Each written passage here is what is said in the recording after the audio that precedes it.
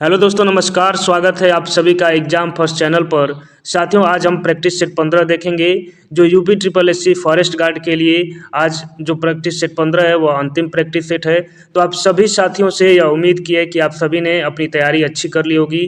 तो आज का जो अंतिम प्रैक्टिस सेट है उसको भी आज हम यहाँ पर देख लेंगे। इस तरह इस बुक का पूरा 15 प्रैक्टिस सेट जो है चैनल पर अपलोड हो जाएगा। तो आप साथियों रिवीजन के तौर पर इसको जो भी आपके पास समय बचा है उसमें आप सरसरी निगाहों से आप स्पीड को तेज करके पूरा 15 प्रैक्टिस सेट अगर आप देख लेते हैं तो निस्संदेह जो है आपको बहुत ही फायदा मिलने वाला है। तो आइए साथियों, जो पहला प्रश्न है उसको यहाँ से हम देखते हैं कि भारत की का जैव विविधता अधिनियम संसद द्वारा किस वर्ष में पारित किया गया था। तो इस प्रश्न का जो सही उत्तर है वह विकल्प डी यानी कि 2002 में पारित किया गया था। स्वस्थानीय संरक्षण में शामिल है पहला जैव मंडल संरक्षण, दूसरा राष्ट्रीय उद्यान, वन्य जीव अभ्यारण्य, पवित्र जंगल। तो इस प्रश्न का जो सही उत्तर है वह विकल्प डी यानी कि 1, 2, 3 और 4 यानी कि स्वस्थानीय संरक्षण में यह सभी पॉइंट शामिल हैं। जैव मंडल संरक्षण, राष्ट्रीय उद्यान, वन्य जीव अभ्यारण्य और पवित्र जंगल। निम्नलिखित कथनों पर विचार करना है। पहला, कृषि वानिकी में वृक्ष, फसलों एवं पशुओं के साथ साथ विकसित किया जाता है और समुदाय वानिकी का उद्देश्य पूरे समुदाय को लाभ पहुंचाना है। तो इस प्रश्न का जो सही उत्तर है वह विकल्प सी यानी कि 1 व 2 दोनों कथन सही हैं। ऊसर मृदा में वनीकरण के लिए पौधे की कौन सी प्रजातियां उपयुक्त नहीं होती। तो इस प्रश्न का जो सही उत्तर है वह विकल्प डी यानी कि अमलतास का जो पौधे की प्रजाति है वह उपयुक्त नहीं होती है। निम्न में से किसकी संख्या खाद्य श्रृंखला में सर्वाधिक होती है। तो इस प्रश्न का जो सही उत्तर है वह विकल्प ए यानी कि उत्पादक की संख्या सर्वाधिक होती है। एक समुदाय जो स्थिर एवं जलवायु के साथ संतुलन स्थापित कर ले जाना जाता है तो उसे किस नाम से जाना जाता है। तो इस प्रश्न का जो सही उत्तर है वह विकल्प सी यानी कि चरमोत्कर्ष समुदाय के नाम से जाना जाता है। भारत में शंकुधारी वन कहाँ देखे जाते हैं। तो इस प्रश्न का जो सही उत्तर है वह विकल्प ए यानी कि पूर्वी हिमालय क्षेत्र में भारत में शंकुधारी वन देखे जाते हैं। शाकवर्ती खाद्य श्रृंखला में प्रथम पोषक स्तर में जीव होते हैं। तो इस प्रश्न का जो सही उत्तर है वह विकल्प सी यानी कि पौधे जो है खाद्य श्रृंखला में प्रथम पोषक स्तर में होते हैं। अगला प्रश्न देखेंगे कि कौन सा कथन स्टॉकहोम सम्मेलन के बारे में सही है। पहला, यह स्वीडन में 8 से 16 जून 1972 को हुआ था। यह पर्यावरण मुद्दों को उजागर करने वाला पहला प्रमुख अंतर्राष्ट्रीय सम्मेलन था। यह रियो सम्मेलन के नाम से भी जाना जाता है और इस सम्मेलन में 26 सिद्धांत सुझाए गए थे। नीचे दिए गए कोटों का प्रयोग करते हुए सही उत्तर का हमको चयन करना है। तो इस प्रश्न का जो सही उत्तर है वह विकल्प सी यानी कि 2 और 4 कथन सही हैं। चिपको आंदोलन मूलतः किसके विरुद्ध चलाया गया था। तो इस प्रश्न का जो सही उत्तर है वह विकल्प डी यानी कि वन कटाई के विरुद्ध चलाया गया था। निम्न में से कौन सा प्रोटोकॉल सम्मेलन ओजोन परत के क्षरणकारी पदार्थों से बचाव से संबंधित है। तो इस प्रश्न का जो सही उत्तर है वह विकल्प डी यानी कि वियना सम्मेलन जो है वो ओजोन परत के क्षरणकारी पदार्थों से बचाव से संबंधित है। किगाली संशोधन संबंधित है। तो इस प्रश्न का जो सही उत्तर है वह विकल्प सी यानी कि हाइड्रोफ्लोरोकार्बन्स के उपयोग को कम करने के लिए यानी कि HFC के उपयोग को कम करने से संबंधित किगाली संशोधन है। IUCN का मुख्यालय स्थित है। तो इस प्रश्न का जो सही उत्तर है वह विकल्प बी यानी कि IUCN का मुख्यालय स्विट्जरलैंड में स्थित है। असुमेलित युग्म की पहचान कीजिए। तो इस प्रश्न का जो सही उत्तर है वह विकल्प डी यानी कि उड़न गिलहरी जो है माउंट आबू वन्य जीव अभ्यारण्य से संबंधित नहीं है। बाकी फिशिंग कैट घाना राष्ट्रीय उद्यान, चौसिंगा कुंभलगढ़ वन्य जीव अभ्यारण्य और माउस डियर यानी कि फुलवारी की नाल वन्य जीव अभ्यारण्य से संबंधित है। भारत में आदिवासियों की अधिकांश आबादी वन क्षेत्रों में रहती है। उनकी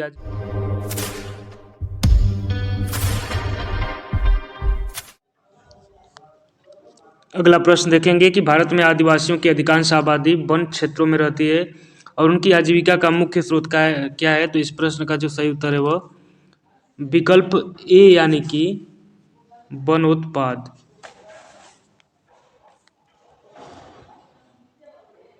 प्रधानमंत्री वन धन योजना किस वर्ष शुरू की गई है। तो इस प्रश्न का जो सही उत्तर है वह विकल्प सी यानी कि 14 अप्रैल 2018 को प्रधानमंत्री वन धन योजना शुरू की गई थी। महुआ वृक्ष का वैज्ञानिक नाम क्या है। तो इस प्रश्न का जो सही उत्तर है वह विकल्प ए यानी कि मधुका लोंगफोलिया। जलवायु परिवर्तन पर भारत की पहली राष्ट्रीय कार्य योजना यानी कि NAP CC किस वर्ष में प्रारंभ की गई थी? तो इस प्रश्न का जो सही उत्तर है वह विकल्प बी यानी कि 2008 में। संयुक्त राष्ट्र के जलवायु परिवर्तन पर फ्रेमवर्क सम्मेलन का मुख्य उद्देश्य क्या है? तो इस प्रश्न का जो सही उत्तर है वह विकल्प ए यानी कि ग्रीन हाउस गैसों का स्थिरीकरण। मॉन्ट्रियल प्रोटोकॉल किससे संबंधित है? तो इस प्रश्न का जो सही उत्तर है वह विकल्प बी यानी कि मॉन्ट्रियल प्रोटोकॉल जो है ओजोन परत के संरक्षण से संबंधित है। राष्ट्रीय हरित प्राधिकरण कब स्थापित किया गया था? तो इस प्रश्न का जो सही उत्तर है वह विकल्प ए यानी कि 2010 में राष्ट्रीय हरित प्राधिकरण स्थापित किया गया था। भारतीय पारिस्थितिकी का जनक कौन है? तो इस प्रश्न का जो सही उत्तर है वह विकल्प बी यानी कि आर मिश्रा जो है भारतीय पारिस्थितिकी के जनक हैं। पारिस्थितिकी स्तर के निचले से उच्च स्तर का निम्न में से कौन सा एक अनुक्रम सही है? तो इस प्रश्न का जो सही उत्तर है वह विकल्प डी यानी कि समष्टि समुदाय पारिस्थितिकी तंत्र और जीवोम। वन्य जीव संरक्षण अधिनियम 1972 में इनमें से क्रमशः कुल अध्याय एवं अनुभाग शामिल हैं। तो इस प्रश्न का जो सही उत्तर है वह विकल्प बी यानी कि कुल 7 अध्याय एवं 66 अनुभाग शामिल हैं। रेड डेटा बुक का प्रकाशन किसके द्वारा किया जाता है? तो इस प्रश्न का जो सही उत्तर है वह IUCN यानी कि रेड डेटा बुक का प्रकाशन IUCN के द्वारा किया जाता है। सामाजिक वानिकी कार्यक्रम के उद्देश्य से निम्न में से कौन सा अंग संबंध नहीं रखता है? तो इस प्रश्न का जो उत्तर है वह विकल्प सी यानी कि पारिस्थितिकी तंत्र सेवाएं। किस प्रकरण में उत्पादक एवं उत्पादक यानी कि मूलधन एवं ब्याज पृथक नहीं होते? तो इस प्रश्न का जो सही उत्तर है वह विकल्प ए यानी कि वानिकी में। राष्ट्रीय हरित न्यायाधिकरण यानी कि नेशनल ग्रीन ट्रिब्यूनल की स्थापना भारत सरकार द्वारा कब की गई? तो इस प्रश्न का जो सही उत्तर है वह विकल्प सी यानी कि वर्ष 2010 में। घटकों की प्रकृति के आधार पर रक्षी पट्टिका एवं वायुरोधी किस कृषि वानिकी प्रणाली के अंतर्गत आते हैं? तो इस प्रश्न का जो सही उत्तर है वह विकल्प बी यानी कि कृषि वनवर्धन प्रणालियां। कृषि वानिकी निदान एवं रचना परिकल्पना के द्वारा विकसित की गई थी। तो इस प्रश्न का जो सही उत्तर है वह विकल्प ए यानी कि ICRAF केन्या के द्वारा विकसित की गई थी। भारतीय वन्य जीव परिषद यानी कि IBWL का गठन पहली बार किस वर्ष में किया गया था? तो इस प्रश्न का जो सही उत्तर है वह विकल्प बी यानी कि 1952 में। वर्तमान में झीलों वेटलैंड के संरक्षण हेतु भारतवर्ष में कितनी रामसर स्थल निर्धारित की गई है? तो इस प्रश्न का जो सही उत्तर है वह विकल्प डी यानी कि 75। इस प्रश्न का थोड़ा आप अपडेशन देख लीजिएगा क्योंकि रामसर स्थलों की जो संख्या है वो लगातार बढ़ती रहती है। और अगला प्रश्न देखेंगे कि वन्य जीव संरक्षण अधिनियम किस वर्ष में लागू हुआ था? तो इस प्रश्न का जो सही उत्तर है वह विकल्प ए यानी कि 1972 में वन्य जीव संरक्षण अधिनियम लागू हुआ था। IUCN 2012 के अनुसार प्रजातियों को कितनी रेड लिस्ट श्रेणियों में बांटा गया है? तो इस प्रश्न का जो सही उत्तर है वह विकल्प सी यानी कि 9 श्रेणियों में बांटा गया है। नमक सहिष्णु पारिस्थितिकी तंत्र मुख्य रूप से उष्णकटिबंधीय अंतर्ज्वारीय क्षेत्रों में पाए जाते हैं कहलाते हैं। तो इनको जो है इस प्रश्न का जो सही उत्तर है विकल्प डी यानी कि मैंग्रोव कहलाते हैं। जलवायु परिवर्तन पर संयुक्त राष्ट्रों का ढांचा सम्मेलन यानी कि UNFCCC एक अंतर्राष्ट्रीय पर्यावरण संधि है जो इस दिन लागू हुई थी। तो इस प्रश्न का जो सही उत्तर है वह विकल्प बी यानी कि 21 मार्च 1994 को लागू हुई थी। प्रथम बायोस्फीयर रिजर्व 1986 में यहाँ पर स्थापित किया गया था। तो इस प्रश्न का जो सही उत्तर है वह विकल्प ए यानी कि नीलगिरी में प्रथम बायोस्फीयर रिजर्व 1986 में स्थापित किया गया था। सर्वाधिक जैव विविधता कहाँ पाई जाती है? तो इस प्रश्न का जो सही उत्तर है वह विकल्प ए यानी कि उष्णकटिबंधीय वर्षा वनों में सर्वाधिक जैव विविधता पाई जाती है। पर्यावरणीय प्रदूषण की रोक नियंत्रण एवं उपशमन को शासित किया जाता है। तो इस प्रश्न का जो सही उत्तर है वह विकल्प ए यानी कि पर्यावरण नियंत्रण एक्ट 1986 के तहत। सतत विकास और पर्यावरणीय संरक्षण को किससे प्राप्त किया जा सकता है? तो इस प्रश्न का जो सही उत्तर है वह विकल्प डी यानी कि मूल्य आधारित पर्यावरणीय शिक्षा तथा उपरोक्त सभी। ऊर्जा प्रवाह को महत्व देते हुए पारिस्थितिकी में किसने पोषी गतिकी पहलू को सविस्तार प्रतिपादित किया था? तो इस प्रश्न का जो सही उत्तर है वह विकल्प बी यानी कि लिंडमैन ने किया था। हॉट स्पॉट्स यानी कि तप्त स्थल से अभिप्राय है। तो इस प्रश्न का जो सही उत्तर है वह विकल्प सी यानी कि जैव विविधता घने बहुल क्षेत्र। चंदोली राष्ट्रीय उद्यान किस प्रदेश में है? तो इस प्रश्न का जो सही उत्तर है वह विकल्प डी यानी कि महाराष्ट्र में चंदौली राष्ट्रीय उद्यान स्थित है। अंतर्राष्ट्रीय ओजोन दिवस मनाया जाता है, तो इस प्रश्न का जो सही उत्तर है वह विकल्प डी यानी कि अंतर्राष्ट्रीय ओजोन दिवस 16 सितंबर को मनाया जाता है। कार्बन सिंक का तात्पर्य है, तो इस प्रश्न का सही उत्तर विकल्प ए यानी कि कार्बन को अवशोषित करने वाला स्थान कार्बन सिंक कहलाता है। ओजोन क्षेत्र का मतलब है कि वायुमंडल में ओजोन स्तर की मोटाई हो गई है, तो कितनी हो गई है? इस प्रश्न का जो सही उत्तर है वह विकल्प बी यानी कि 250 DU से कम।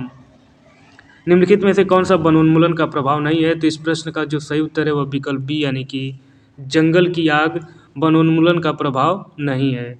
भारतीय गैंडे का प्राकृतिक आवास कहाँ है? तो इस प्रश्न का जो सही उत्तर है वह विकल्प ए यानी कि काजीरंगा राष्ट्रीय उद्यान। भारत में वन सर्वेक्षण रिपोर्ट जारी की जाती है, तो इस प्रश्न का जो सही उत्तर है वह विकल्प बी यानी कि प्रत्येक 2 वर्षों पर भारत में वन सर्वेक्षण रिपोर्ट जारी की जाती है। वन नाशन का संदर्भ किससे है? तो इस प्रश्न का जो सही उत्तर है वह विकल्प सी यानी कि वनों का गायब होना। जलीय जीव स्थलीय जीवों की तुलना में किन कारणों से अधिक तेज सांस लेते हैं? तो इस प्रश्न का जो सही उत्तर है वह विकल्प ए यानी कि पानी में विलीन ऑक्सीजन की कम मात्रा। सेब का हृदय रोगियों के लिए विशेष महत्व है क्योंकि ये बड़े स्रोत हैं, तो किस चीज़ के ये बड़े स्रोत हैं? तो इस प्रश्न का जो सही उत्तर है वह विकल्प डी यानी कि केवल पोटेशियम के। मस्तिष्क का कौन सा भाग शरीर के आसन और संतुलन को बनाए रखता है? तो इस प्रश्न का जो सही उत्तर है वह विकल्प सी यानी कि पश्च मस्तिष्क। थायराइड ग्रंथि से थायरॉक्सिन स्रावित करने के लिए उत्तेजित करने वाला अंतःस्रावी हार्मोन कौन सा है? तो इस प्रश्न का जो सही उत्तर है वह विकल्प ए यानी कि TSH यानी कि थायराइड स्टिमुलेटिंग हार्मोन्स। निम्न में से कौन सा पहले नियत क्रमिकता को भंग करता है? तो इस प्रश्न का जो सही उत्तर है वह विकल्प ए यानी कि निषेचित अंडा। पुदीना के निम्नलिखित भागों में से किस एक में तेल का अधिकतम प्रतिशत पाया जाता है? तो इस प्रश्न का जो सही उत्तर है वह विकल्प सी यानी कि पत्ती में। जीवों में अनुवांशिकता लक्षण संतान में ले जाए जाते हैं किसके द्वारा? तो इस प्रश्न का जो सही उत्तर है वह विकल्प बी यानी कि क्रोमोसोम के द्वारा। यहाँ से कुछ प्रश्न जो है अरिथमेटिक्स के दिए गए हैं, तो इन प्रश्नों को हम यहाँ पर स्किप करेंगे और जो है कंप्यूटर के प्रश्नों से शुरुआत करेंगे कि निम्नलिखित में से कंप्यूटर की प्रोसेसिंग यूनिट कौन सी है? तो इस प्रश्न का जो सही उत्तर है वह विकल्प ए यानी कि कंप्यूटर की प्रोसेसिंग यूनिट CPU कहलाती है यानी कि सेंट्रल प्रोसेसिंग यूनिट। ट्रांजिस्टर का संबंध कंप्यूटर की किस पीढ़ी से है? तो इस प्रश्न का जो सही उत्तर है वह विकल्प सी यानी कि ट्रांजिस्टर का संबंध कंप्यूटर की दूसरी पीढ़ी से है। मानव बुद्धि के यांत्रिकी की जांच करने वाला होता है, तो इस प्रश्न का जो सही उत्तर है वह विकल्प बी यानी कि संज्ञानात्मक विज्ञान। लेजी लर्निंग एल्गोरिथम का दूसरा नाम है, तो इस प्रश्न का जो सही उत्तर है वह विकल्प ए यानी कि लेजी लर्निंग एल्गोरिथम का दूसरा नाम के नियरेस्ट नेबर है। खाली स्थान में लेजर तकनीक का प्रयोग नहीं किया जाता है, तो इस प्रश्न का जो सही उत्तर है वह विकल्प सी यानी कि माइक्रोवेव ओवन में लेजर तकनीक का प्रयोग नहीं किया जाता है। आर्टिफिशियल इंटेलिजेंस के लिए प्रोग्रामिंग भाषा लिस्प को किसने विकसित किया था?